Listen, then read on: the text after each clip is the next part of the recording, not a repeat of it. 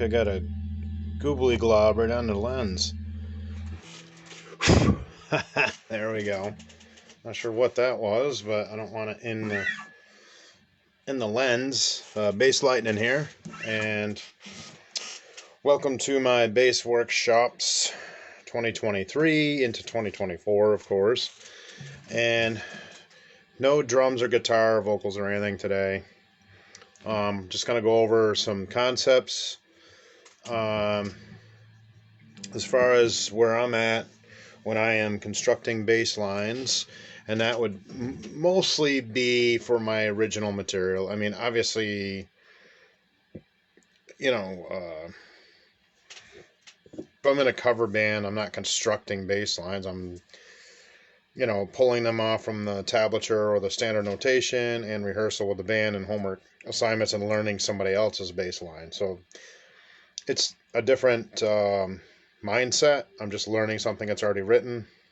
This is constructing, meaning I'm writing the bass lines to go with the written music that is from my original catalog. So just to give you an explanation, I'm going to do a little DC there, get the rocket fuel in the V8. All right, so, I mean, lots of material and ground to cover here. So I'm going to try to condense it to most important points, so I'm not pontificating too much, over-explanatory, whatever you want to call it. So I'm just going to, again, just like I did on my other workshop, I'm going to just construct a pattern. It's not necessarily one of my songs or something that, that's coming up in my live virtual stage performances. It's just something I'm doing for this workshop. And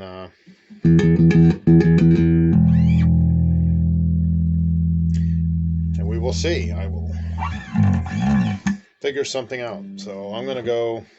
So let's say I'm writing something in C major.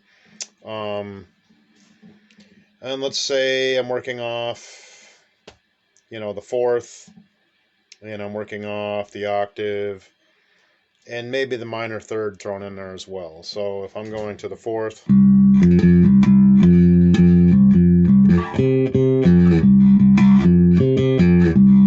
a minor third would...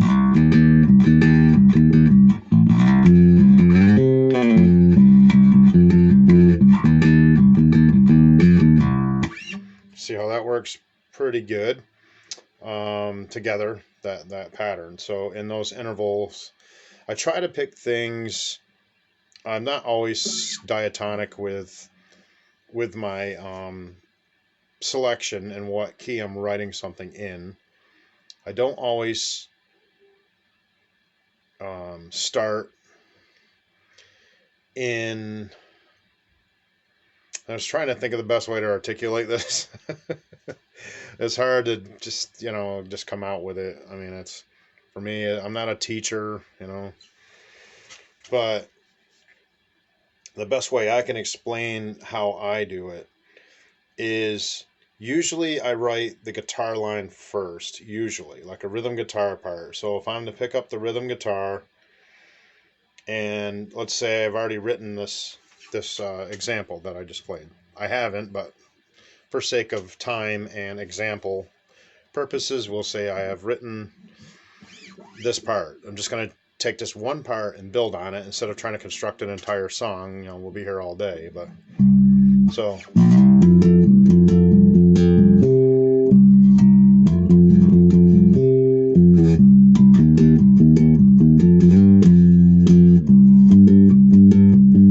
up to the 5 too. Now change things up too. Don't just do the same pattern runs over and over again. Sometimes that works because you're supporting a vocal piece that goes along with that vocal part. But I think in the midst of trying to be different and not just standard arranging everything. So you want to put some different parts in there. So yeah, I know I originally said, okay, I'm working off the 4, I'm working off the 8, the fourth and the octave, and I'm working off the minor third. So, and then the minor third, which in this case is D sharp. So, you want to really think about what makes sense, yes, but you also don't overthink it, because then you just end up, I don't know. It just seems like the songs that I've, did the overthinking in, they went together much harder than if I just let it happen on its own. So this I'm constructing, for example, but when I'm writing my normal writing process, not filming and showing my writing thought process or whatever, this makes good content. It's a good topic, and it follows my music series. That's really why I'm doing this. You know, it just has to be. It's something that it goes back to the same thing I've said 100 times. Taste can't be taught, and this really isn't something I can teach you. I mean, as a bassist or a guitarist or whatever your instrument may be, when you're writing, it's your style. It's your influences coming through. It's your thought process, not mine. So I can't really take this seed and transplant it into you. You need to develop your own seed and let it grow. But just for sake of workshop purposes, I just like to show this kind of stuff sometimes, because it just, some people actually do care about how I do what I do. So here we go. So I'm going to build on that part in C. So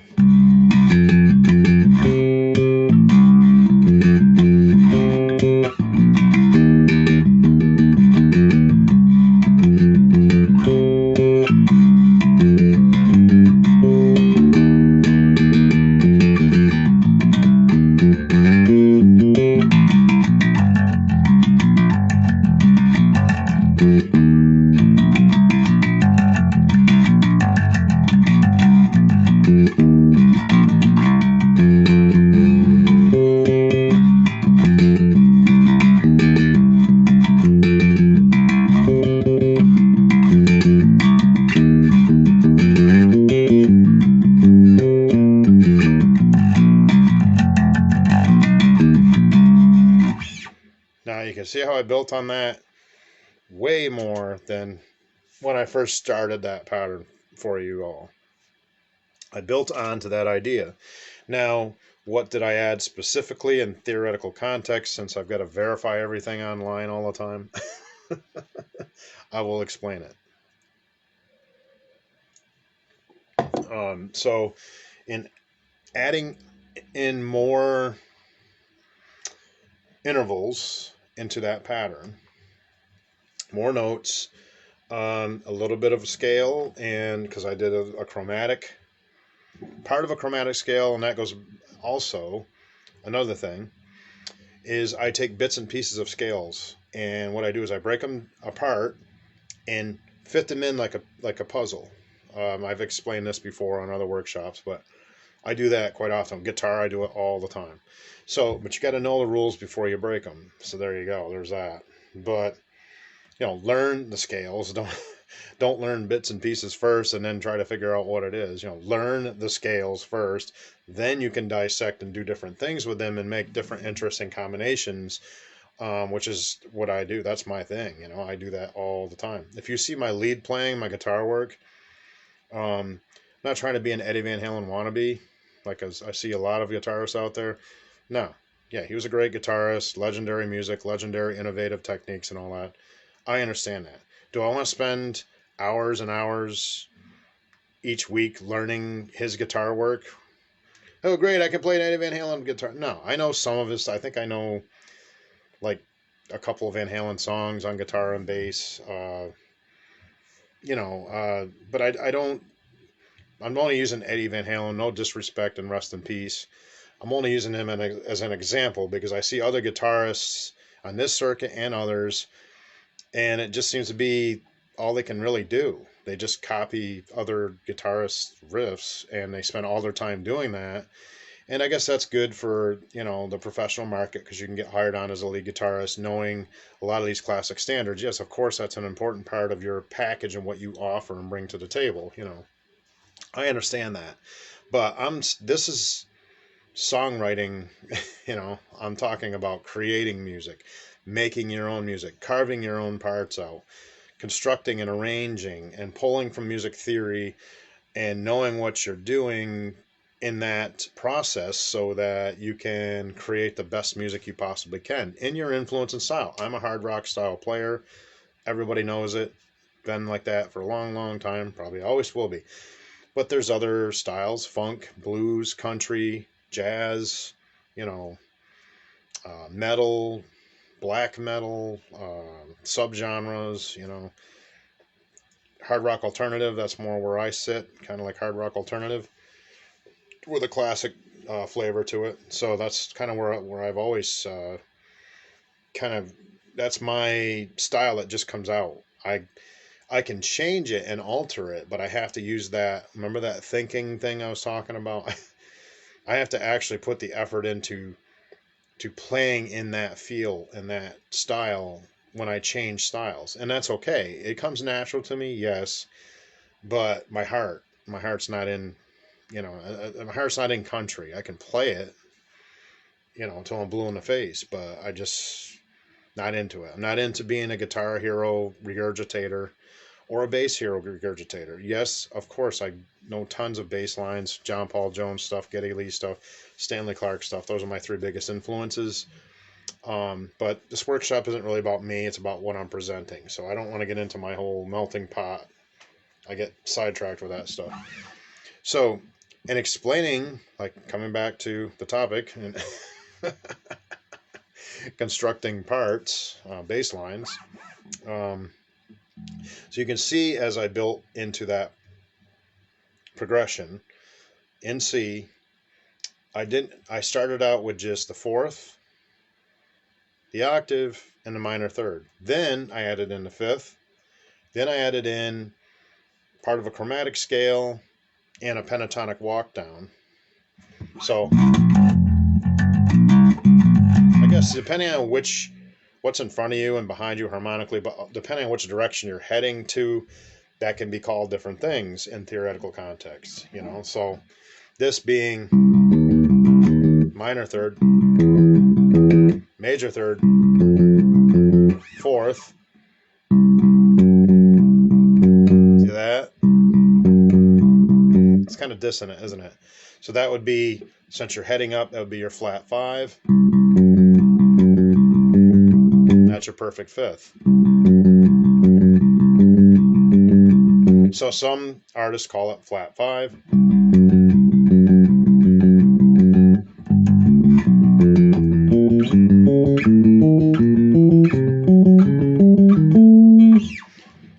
Or sharp 4.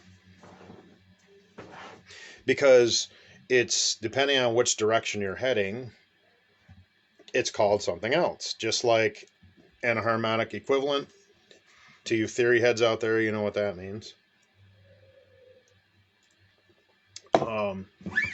Where a note is called something different, even though it's in the same position, depending on which way you're traveling. So D flat, if you're declining on the neck, it's D flat. If you're inclining on the neck, it's C sharp. And harmonic equivalent, how about that? So going back to the pattern, so I'm just going to play it through again.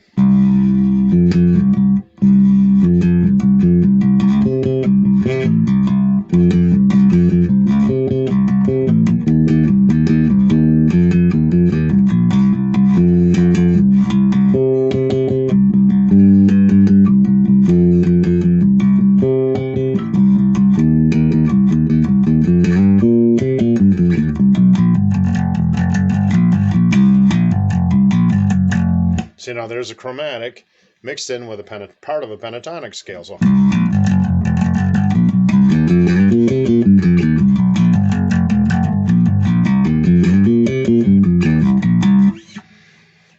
you can mix those two together. So, and I changed the phrasing a little bit because it fits better. That's another thing, and I've explained this before as well.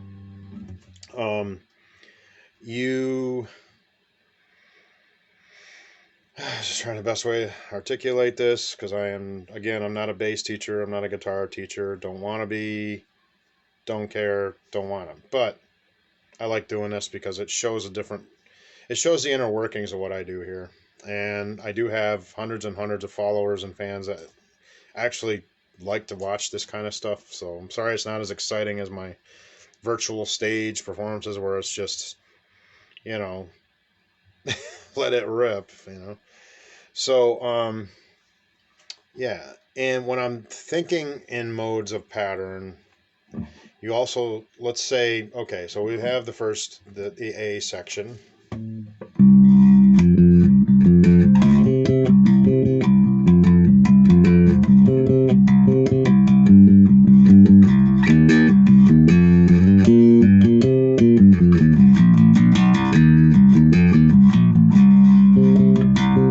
Now you want to change that up, so, and add another key in there. So let's rotate down to G.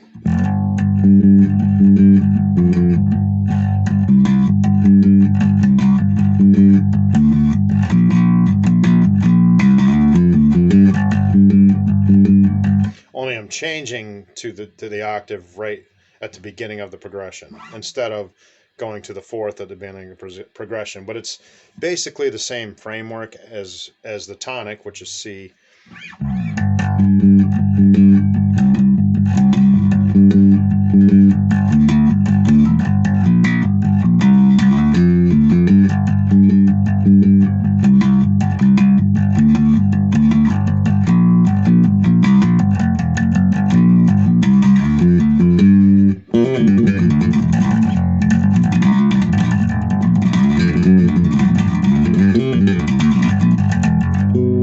Okay, don't do that, but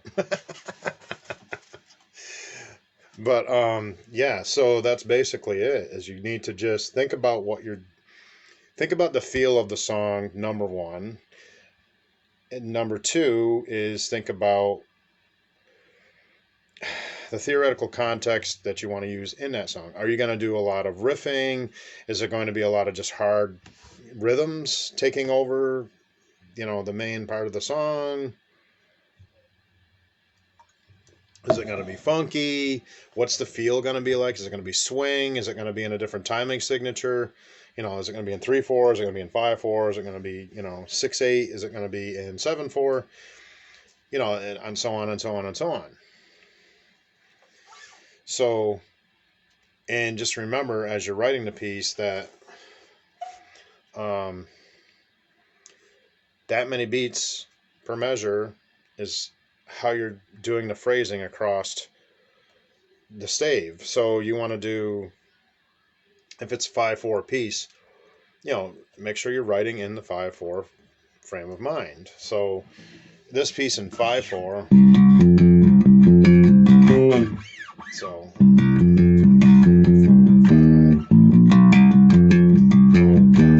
or if you're doing it in 7/4.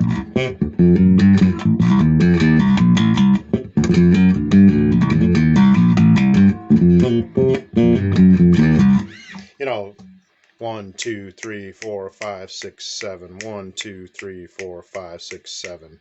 1, 2, 3, 4, 5. 1, 2, 3, 4, 5. It's not 1, 2, 3, 4. You can change it to fit that standard pattern of cut time 2/4 or 4/4. But I was a drummer for a long time, so I'm very familiar with time signatures, tempo, and timing, and all that, which helps me as a bass player and as a guitarist. Guitar and vocals and piano are very similar, as where bass and drums are very similar because they're rhythmic instruments. So yeah, and it's also another thing, when you're changing timing signatures like that, it also changes the feel of the piece. And the original progression that you wrote may not work in that timing signature because it doesn't sound the same, because you have to add notes in order to make the time of each measure. So you got to think about that too. Think in context. Are you playing standard 4/4 timing? Are you playing, are you planning on doing a different timing that's out of the standard timing? And that's fine. You can do whatever you want. So,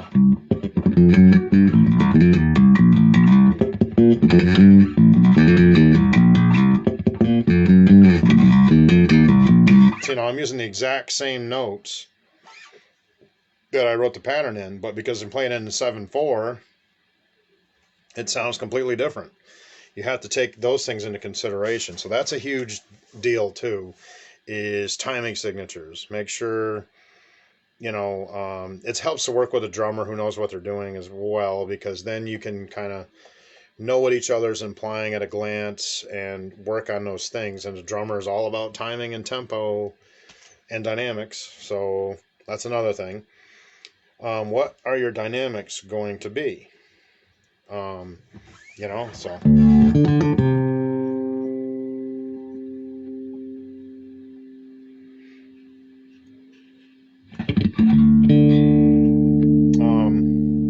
So what are your dynamics going to be? Are you going to be forte piano, mezzo forte, piano piano, really soft? When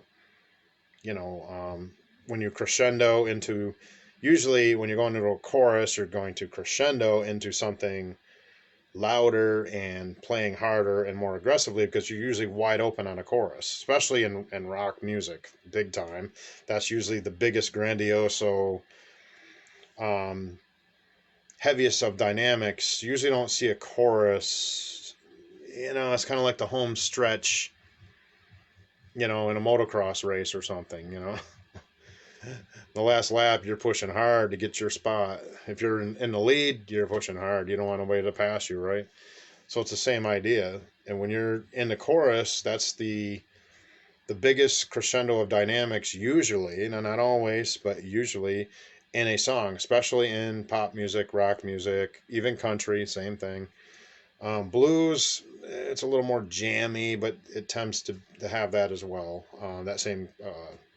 The same mindset for dynamics throughout the different sections of a song.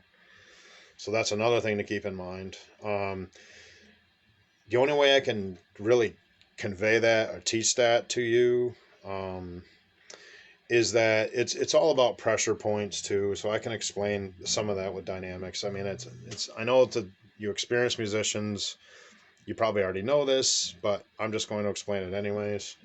But you're striking. So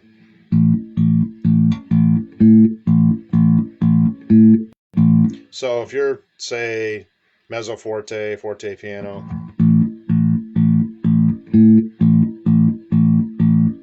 piano piano, you would be.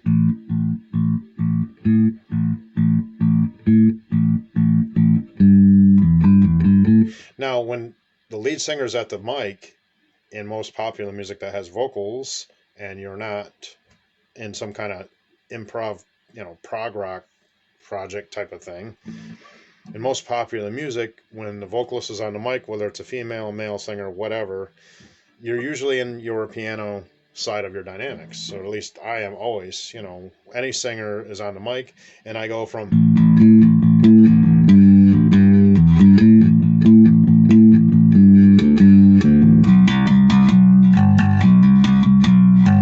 Okay, verse is coming up.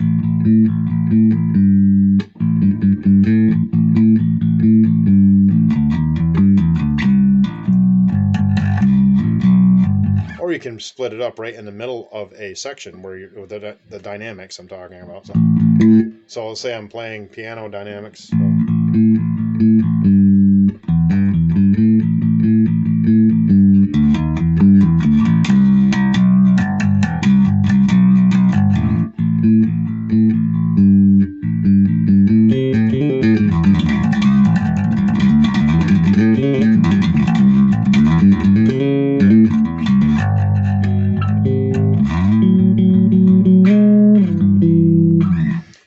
You want to be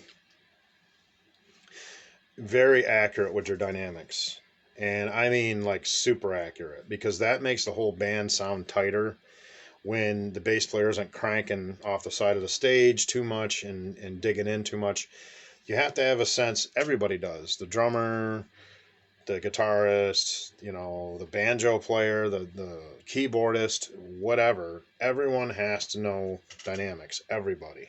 Or it just sounds like a big jam session where everybody's just stepping on each other's parts. You don't want that. Like these jam bands that just play like three chords forever over and over again.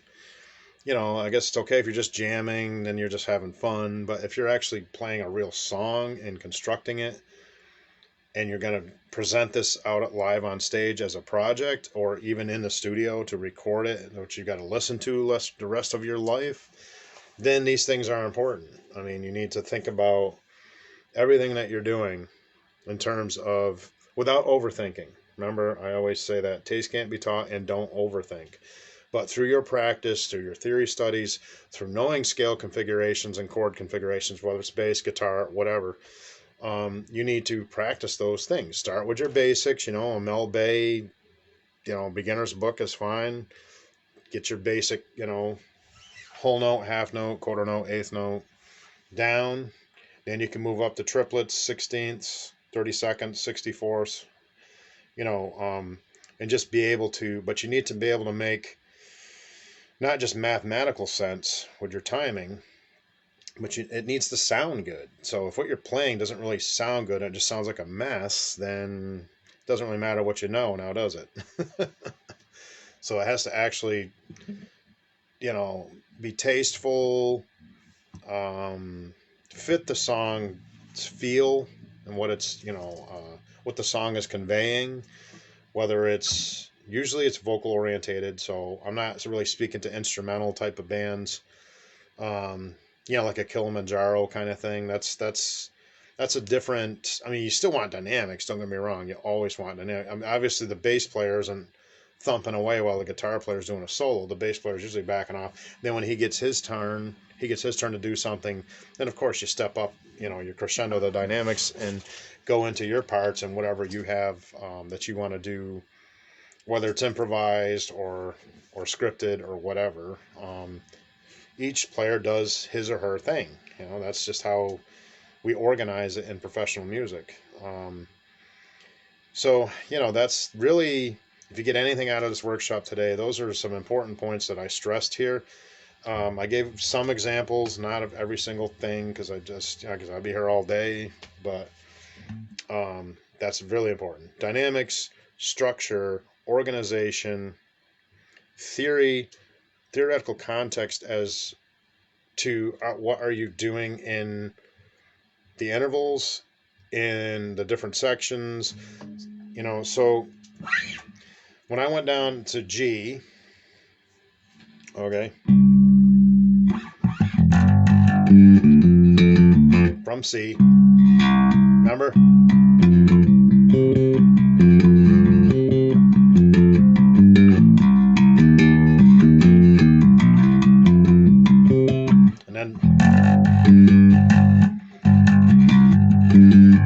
Then I reversed it around to where instead of going to the fourth on the first time around on the phrasing, I go to the octave. It just gives a more powerful pedaling type of sound when you're in the lower register of the bass. So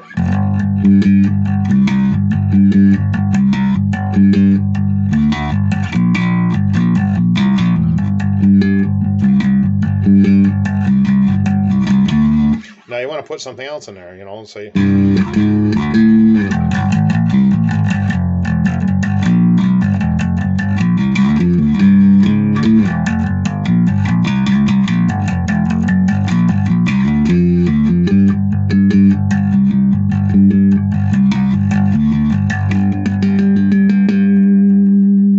And so on and so forth.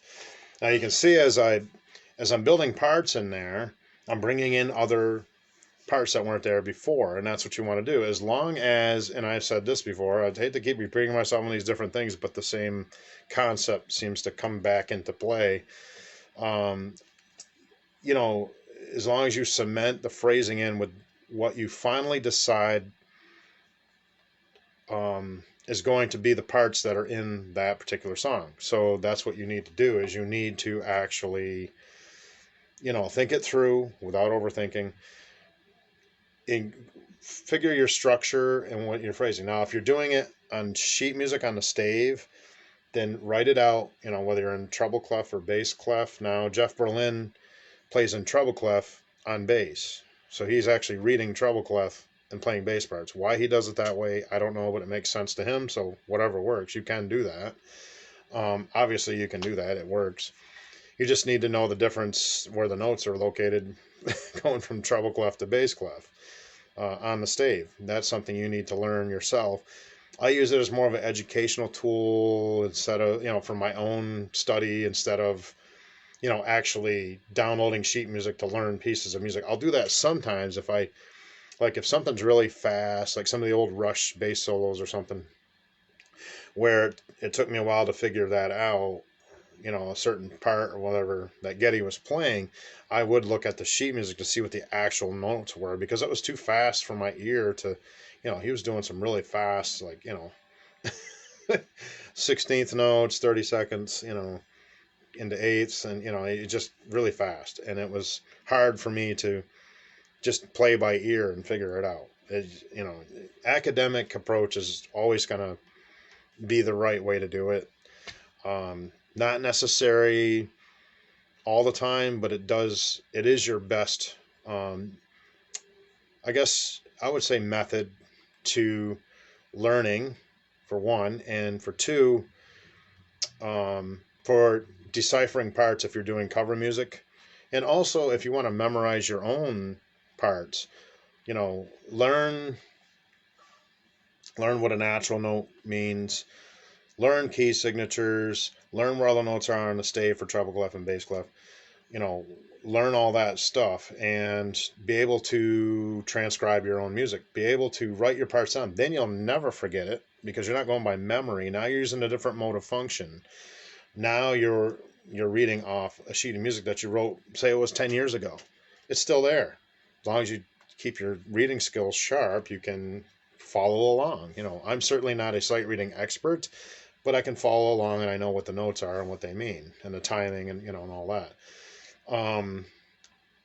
But, my ear is always been my best skill and my feel and all that. But, you do need to be a well-rounded player and be able to do math brain or creative brain, the two sides of your brain, it helps to be able to do both and not just do one thing or the other.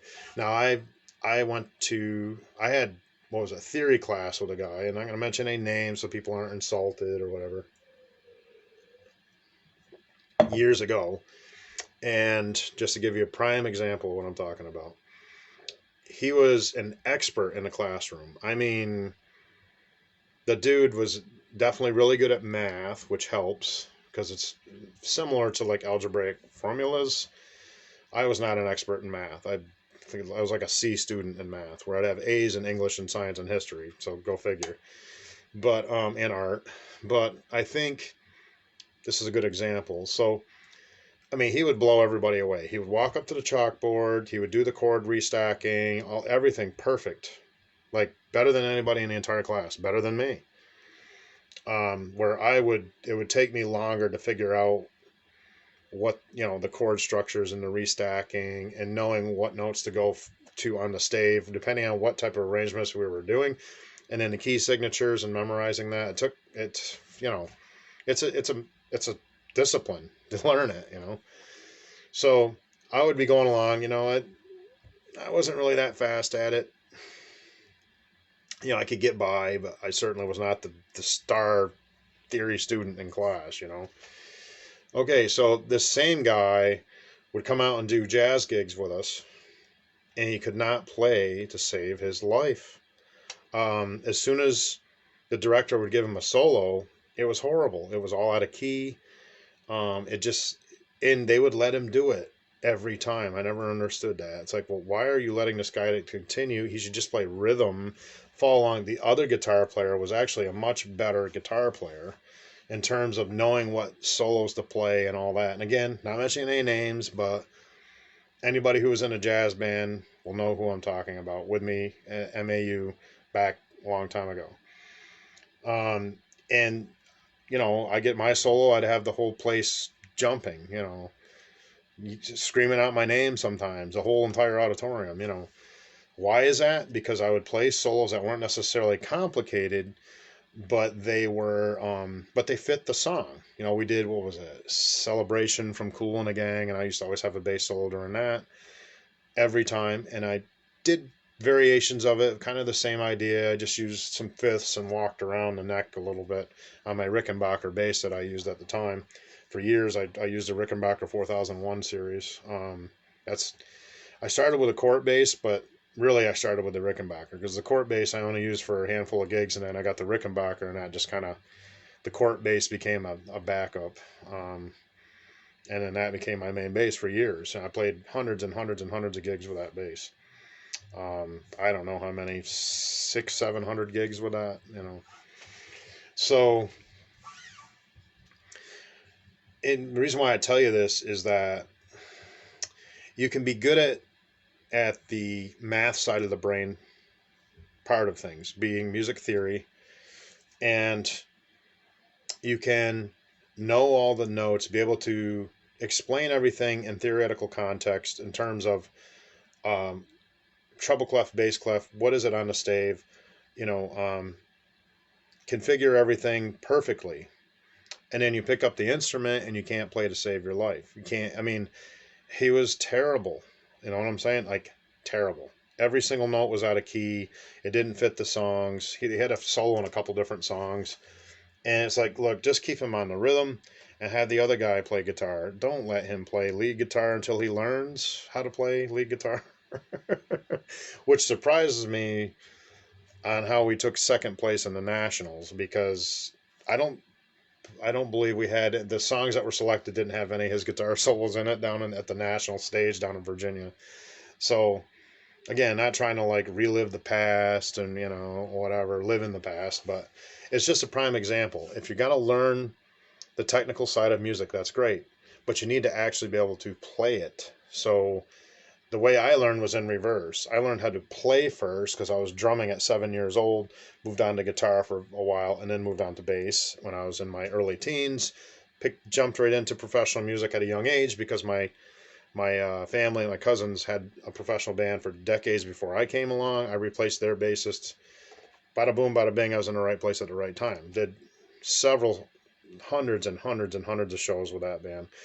My own band, we didn't play as much as those guys. They were way more established than the band that I had, Steel. We were just a party band. We were loud, we were crazy. We played Black Sabbath, and Zeppelin and Hendrix and, all that fun stuff. But we were a crazy loud party band. We definitely, we didn't have the polished product like the other band had that I joined, the Reverse Spin,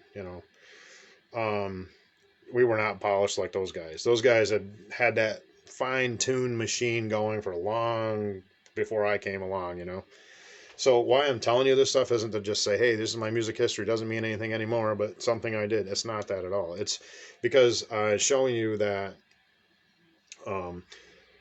playing instrument in your home and playing it out on a professional stage are at the same time two completely different environments, two completely different things, but at the same time they are the same thing, because what you learn here is going to help you out there. So that's the big thing is, make sure that you study as much as you possibly can to learn, scales and intervals,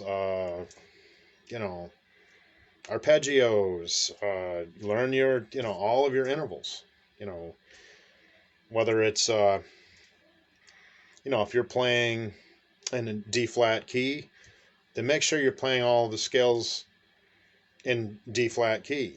And let's say you're moving down to middle C, then make sure you're playing those scales in middle C. Make sure you know how to construct things across every single key on the neck in order to make it translate to musical sense. And does it sound good with another band? Does it sound good out on stage? Everything that I play here is exactly how I would play it out live, except with the exception of my heavier stuff. Of course, you can't play everything with distortion and heavy stuff like I do. That's because it's fun and I like playing hard rock. I would approach it with a bit more versatile frame of mind, especially on bass. Bass is where I market myself because I'm more versatile on bass and guitar for me personally. I could be more versatile in guitar if I wanted to work on that, but I figured why ruin it with business? It's too much fun to do it the way I do it. So that's my concept, and that's the way, that's just me. Whatever works for you works for you. So that's really the main focus of this workshop, was not to tell you my musical history, but is what's going on here, with part construction, constructing bass lines. That's really, you're making bass lines that fit the feel of the song. That's the most important thing. Draw from theory. Yes, of course. You use theory every day that you play. Know what you're playing. Don't just wander around aimlessly. Try to know what you're playing. Like, don't just, okay, haphazardly. I used to be like that when I was a teenager, where we would jam and I would just let it fly.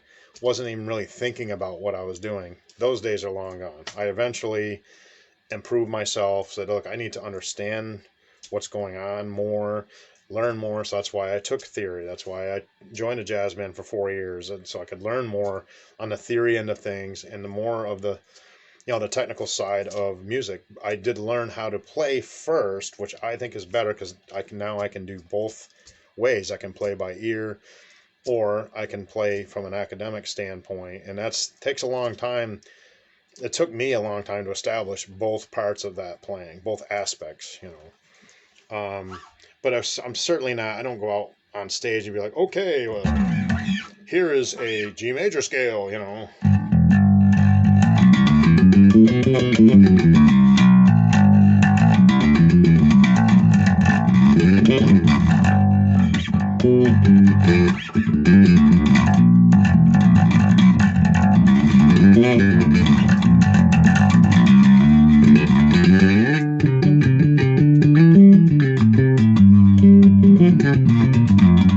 Now I'm up on the octave.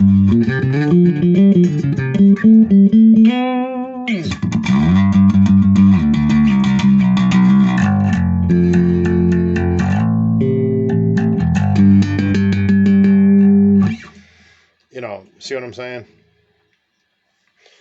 Now I'm programmed. I mean, I've done it so much for so many years in so many different bands and situations that I'm just programmed. I'm not thinking, okay, well, I'm going to go up to the octave.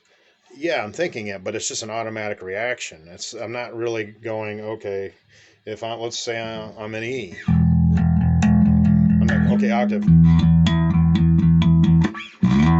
Okay, octave. Upper position octave.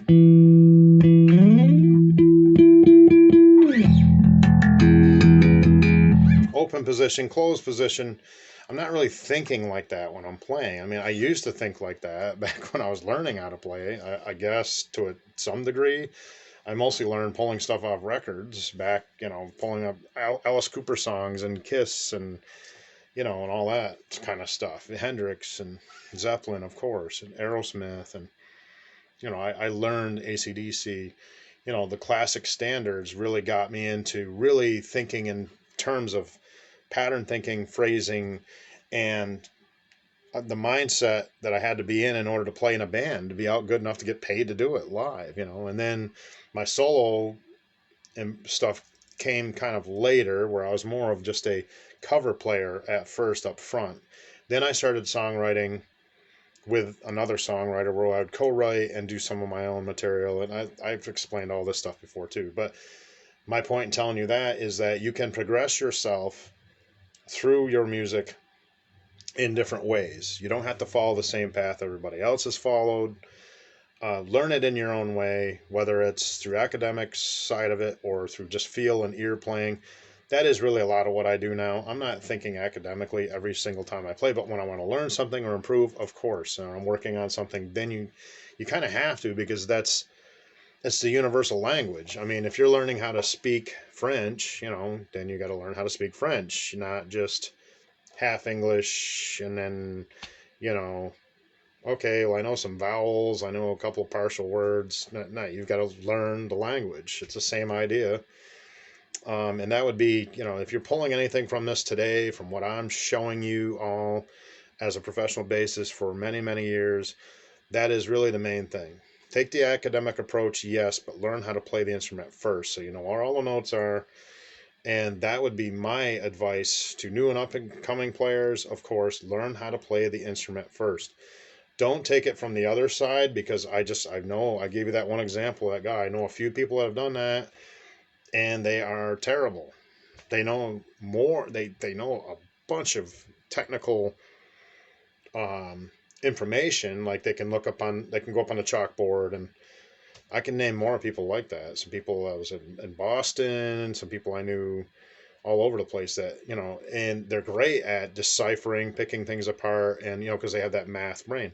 But when they pick the instrument up, they can't play at all. So learn how to play the instrument first, then add in the academics as you're learning. Once you develop a feel for the instrument, that would be my advice. Absolutely. That's what worked for me. That's why I can do both aspects of playing academically or playing by ear and feel and instincts. You want to have both of those aspects, because if you don't have a good feel for the instrument, it's not going to matter how much you know. You're going to sound like a robot. I've said that before too, and I've heard it 100 times out there. I can tell an academic player versus a player who just has really good feel and maybe is an academic player, and I can tell when that's both. There's players out there like that too who are great like that. On guitar and bass and drums, Dennis Chambers is an insane drummer. He plays with some really good players out there and some of the top in the industry for a reason, because he's great too. Um, John McLaughlin, obviously, and players like that. Emmanuel, that guy's great too. And, for your more progressive advanced players, Bonamassa is great, blues guy, blues and classic rock guy. Kind of sounds like Eric Johnson and Jimmy Page, but those are his melting pot influences. But there's a lot of players like that. Was it Kingfish, that young guy there, up and coming? He's out there playing with some great players, and he's a good player. There's a lot of good players out there. There's a lot of talent out there on bass and guitar and drums and whatever, keyboards.